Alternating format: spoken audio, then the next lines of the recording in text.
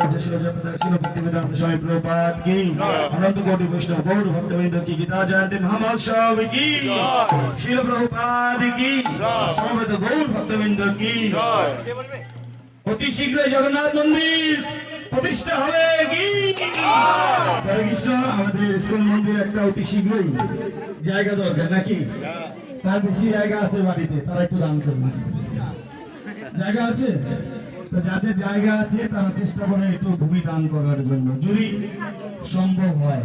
আর আজকে হচ্ছেন গীতা জয়ন্তী মহোৎসব, এটাকে বলা হয় ম্যারাথন মাস। তো যারা সবাইকে বসুন 2 মিনিটের জন্য বসুন। যারা গীতা দান করতে চান তো আজকে গীতা দান হবে।